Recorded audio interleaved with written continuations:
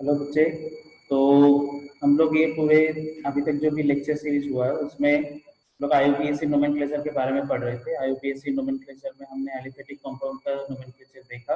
उसके बाद कुछ हेट्रोसाइक्लिक कंपाउंड का भी नोमेनक्लेचर देखा। तो उसी के बारे में आज थोड़ा जिस्ट करते हैं कि इतने दिनों से जो आईयूपीएसी नोमेनक्लेचर सीखा तो उसके हिसाब से कुछ प्रैक्टिस भी होना चाहिए। इसके साथ साथ अगर कोई भी प्रॉब्लम है तो वो एज ए बोर्ड पे आप जैसे क्लास में बैठते हो तो जैसे पीपीटी में दिया गया है तो कोई प्रॉब्लम हो सकता है, तो इसलिए उसका रिवाइज एक बार हम लोग ये बोर्ड पे कर रहे हैं।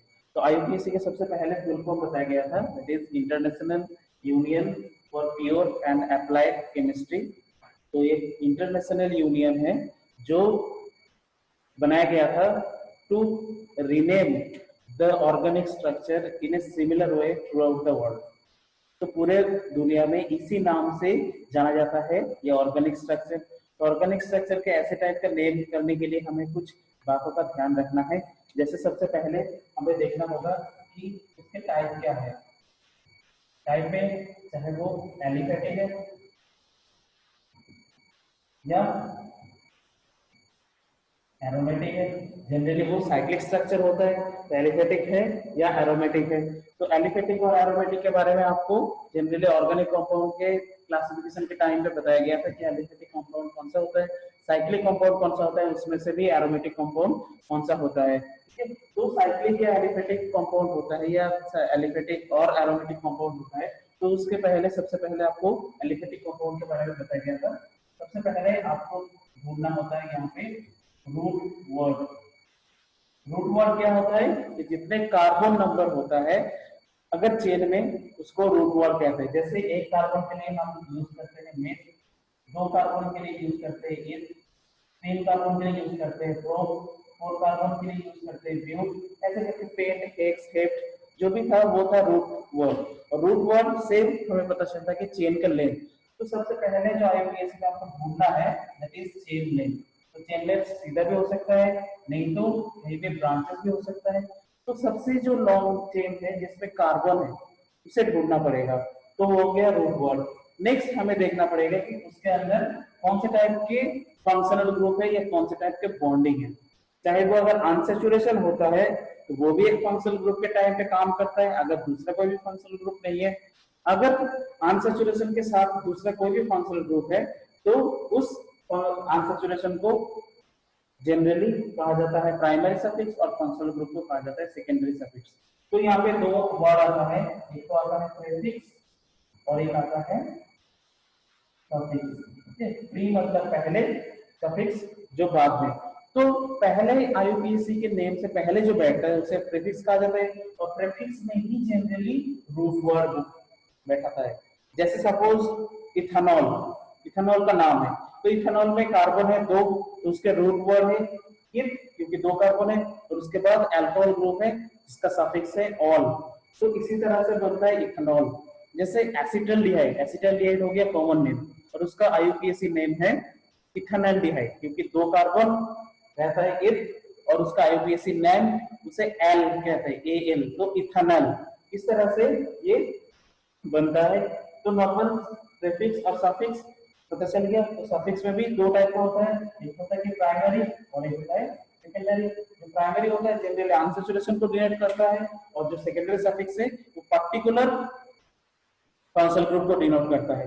लेकिन कभी कभी क्या होता है कि एक से ज्यादा फंक्शनल ग्रुप या एक से ज्यादा सब्स्टिट्यूशन भी हो सकता है, तो इसे प्राइमरी सफिक्स, जो लोअर प्रायोरिटी ग्रुप है उसे प्राइमरी सफिक्स में रखा जाता है, जो हायर प्रायोरिटी ग्रुप है उसको सेकेंडरी सफिक्स में रखा जाता है। और प्रायोरिटी ऑर्डर के लिए आपको एक टेबल दिया गया था जहाँ पे फंक्शनल ग्रुप का सबसे पहले ऊपर रहता है कार्बोक्सिलिक एसिड, उसके बाद रहता है सल्फोनिक एसिड, उसके बाद एल्डिहाइड ग्रुप रहता है, कार्बोनिल ग्रुप रहता है, अल्कोहल रहता है, ईथर रहता है, एनहाइड्राइड रहता है, एमीन रहता है। तो कौन से हिसाब से किसका सब्स्टिट्यूशन प्रायोरिटी है उस हिसाब से आपको एक टेबल दिया गया है, उसे फॉलो कीजिए। उसके हिसाब से आपको सिंपल पहले चूज करना होगा रूट वर्ड, कितना लंबा कार्बन चेन है। उसके बाद आपको देखना होगा कौन से सब्स्टिट्यूशन है, चाहे वो एल्काइल हो, चाहे वो हेलो हो या दूसरा कोई फंक्शनल ग्रुप। और उसके बाद देखना होगा कि हाईएस्ट प्रायोरिटी फंक्शनल ग्रुप उसमें कौन सा प्रेजेंट है, तो उसके बेसिस पे आप कोई भी आईयूपीएसी नोमेनक्लेचर कर सकते हो। तो चलिए देखते हैं एक दो एग्जांपल, जहां से हमें थोड़ा सा क्लियर होगा।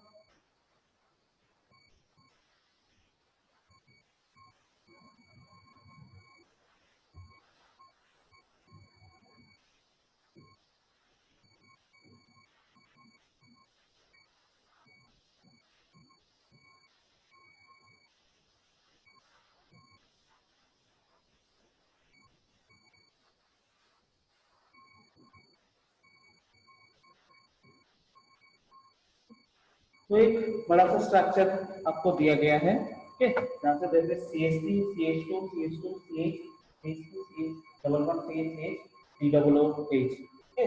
तो यहाँ पे देखिए लॉन्गेस्ट चेन में अगर आपको ढूंढना है तो लॉन्गेस्ट चेन आपको यहाँ से स्टार्ट होगा, क्योंकि कार्बोक्सिलिक एसिड है, और मैंने बताया था कि कार्बोक्सिलिक एसिड हमेशा चेन के अंदर इनकॉर्पोरेट होता है, तो कार्बोक्सिलिक एसिड से ही नंबरिंग स्टार्ट होता है।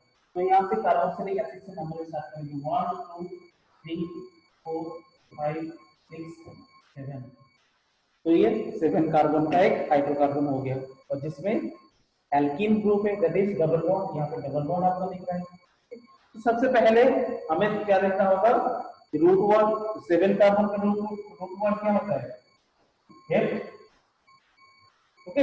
अब हेप्ट के बाद हमें यहाँ पे देखना होगा सब्स्टिट्यूशन, तो पहले सब्स्टिट्यूशन है 4 नंबर पे, दैट इज 4 मीथाइल, सब्स्टिट्यूशन उससे पहले प्रेफिक्स में रखा जाता है 4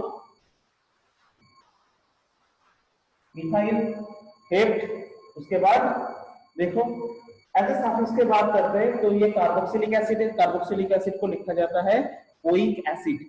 अब ओइक एसिड से पहले भी है एल्किन बॉन्ड, तो एल्किन बॉन्ड के साथ साथ उसका पोजीशन डिनोट करना होगा, तो हेप्ट टू इन, इन में रहता है ई एन ई, लेकिन जब एल्किन को किसी नाम के बीच में लिखा जाता है तो ई यूज नहीं करते, तो लिखा जाएगा 2 ई एन, उसके बाद ओइक एसिड, नहीं तो आप 1 ओइक एसिड भी लिख सकते हो, तो इसका नाम होगा 4 मिथाइल हेप्ट 2 इन ओइक एसिड। तो इस तरह से एक कार्बोक्सिलिक एसिड का नोमेनक्लेचर किया जा सकता है।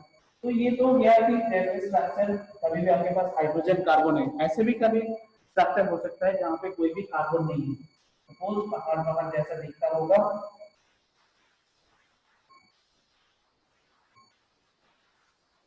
सपोज ये स्ट्रक्चर है आपके पास,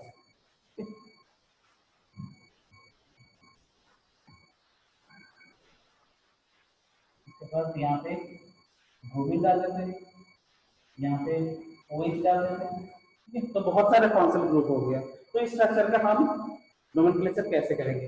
अब देखिए लास्ट में अगर डबल बॉन्ड O रहता है, दैट इज एल्डिहाइड ग्रुप, ठीक है। तो अगर हमें प्रायोरिटी ऑर्डर देखना है तो सबसे ऊपर एल्डिहाइड ग्रुप का प्रायोरिटी रहेगा, तो हम इसे देंगे 1। अब जैसे ही यहाँ पे 1 देंगे तो इसके बाद हमें ढूंढना होगा लॉन्गेस्ट चेन, तो अगर ढूंढते चलिए 1 के बाद 2 3 4 5 6, यहाँ पे आएगा तो 6, इधर आता है तो 1 2 3 4 5, तो यहाँ पे नहीं आएंगे, इधर 6, तो ये सिंपल 1 2 3 4 5 6, तो इसका जो रूट वर्ड है दैट इज हेक्स, ये 6 कार्बन, तो हेक्स। अब इसके बाद हमें सब्स्टिट्यूशन देखना होगा, हमें 2 पोजीशन पे एक सब्स्टिट्यूशन है, कितना कार्बन है 1 2 3, तो 3 कार्बन पे होता है propyl group, alkane group that is propyl group, sorry 2 carbon पे, 3 कार्बन पे है ऑल।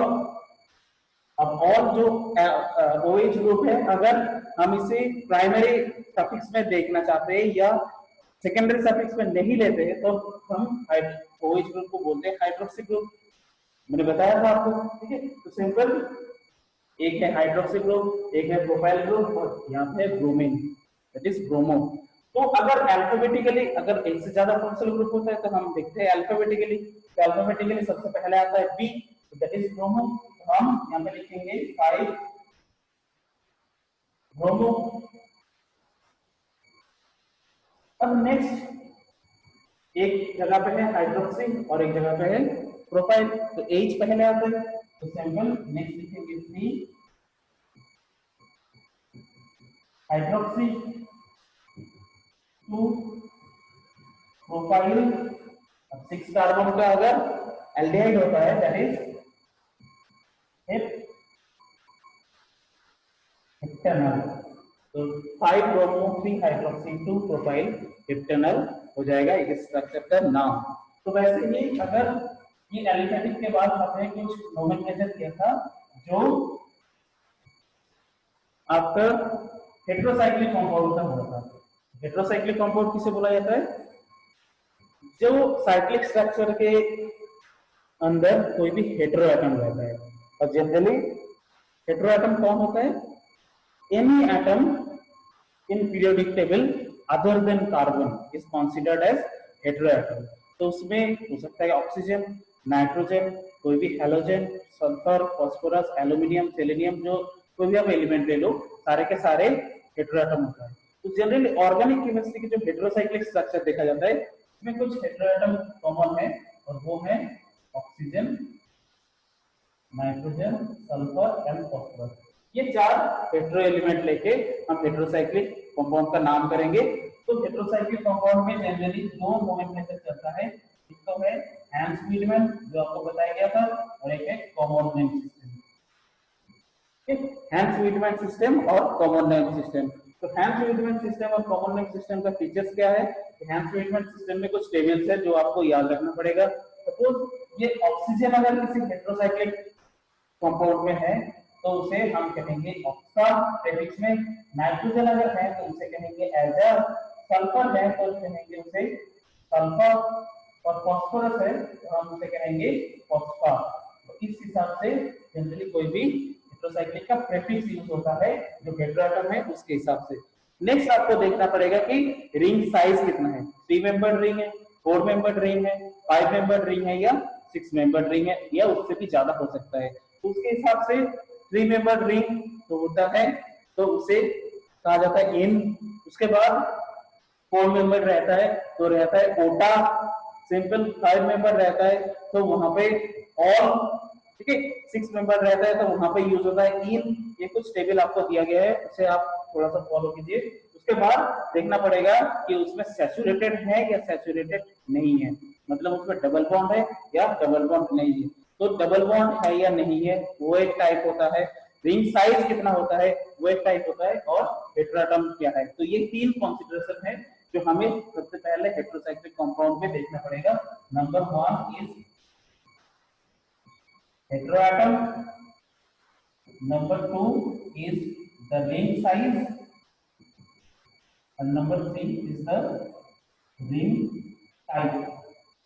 रिंग टाइप मतलब सैचुरेटेड है या अनसैचुरेटेड है। तो उसके हिसाब से सिंपल आप तीनों टेबल को एक साथ रख देंगे तो आपको दिख जाएगा हेटेरो एटम में क्या है ऑक्सा, रिंग साइज है 5 मेंबर रिंग, और रिंग टाइप है सैचुरेटेड या अनसैचुरेटेड, उसके हिसाब से भेजेगा। सपोज आपको मैंने एग्जांपल दिया था, ये हेटेरोसाइक्लिक कंपाउंड है जिसमें ऑक्सीजन, तो ऑक्सीजन के लिए हमें सबसे प्रीफिक्स क्या यूज करना पड़ता है ऑक्सा।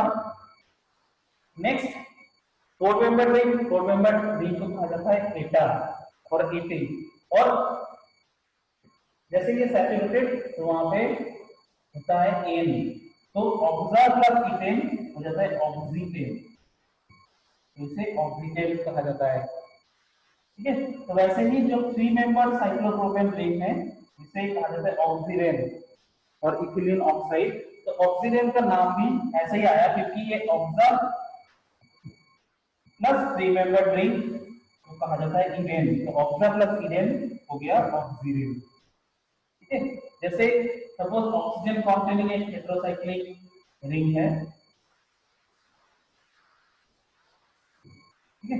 तो इसे जनरली कहा जाता है, चलो 2 मेंबर रिंग है, एक नाइट्रोजन और एक ऑक्सीजन, तो इस रिंग का नाम है ऑक्साजोल। तो इसका नाम ऑक्साजोल कैसे आया? तो देखो सबसे प्रायोरिटी ग्रुप में है ऑक्सीजन, उसके बाद है नाइट्रोजन, उसके बाद है सल्फर, उसके बाद है फास्फोरस। तो हमें नंबरिंग वैसे ही करना है 1 2 3 4 5 हिसाब से। तो 5 मेंबर हेटेरोसाइक्लिक रिंग है जिसमें 2 हेटेरो एटम है, एक है ऑक्सीजन और एक है नाइट्रोजन। तो ऑक्सीजन के लिए हम यूज करेंगे ऑक्सा, नाइट्रोजन के लिए यूज करेंगे एजर, और 5 मेंबर सैचुरेटेड रिंग के लिए यूज करेंगे ओन, तो इसी हिसाब से इसका नाम शॉर्ट फॉर्म में रहता है ऑक्साजोन। ठीक है, ऑक्सा प्लस एजा प्लस फाइव मेंबर रिंग के लिए ओन, वैसे ही ऑक्साजोन। तो इसी हिसाब से आपको हेटेरोसाइक्लिक कंपाउंड का भी नोमेनक्लेचर करना है। और फर्दर वीडियो या नॉर्मल आपको ये करने के लिए, अच्छी तरह से प्रैक्टिस करने के लिए वीडियो के थ्रू एक बार जाना पड़ेगा और अपने आप से कोई भी स्ट्रक्चर हो तो उसे डिस्कस करना पड़ेगा और अपने हिसाब से प्रैक्टिस भी करना पड़ेगा, तभी ये आईयूपीएससी नोमेनक्लेचर क्लियर होगा। इसके साथ साथ जैसे हम आगे बढ़ते रहेंगे सिलेबस के ओर, तो सिलेबस में जो भी स्ट्रक्चर आता है, तो स्ट्रक्चर के हेटेरोसाइक्लिक रिंग उसका या नॉर्मल एलिफेटिक अगर कंपाउंड होता है तो उसका नोमेनक्लेचर कैसे होगा या सब्स्टिट्यूशन कैसे चेक करना पड़ेगा, वो धीरे धीरे देखते जाएंगे। Thank you.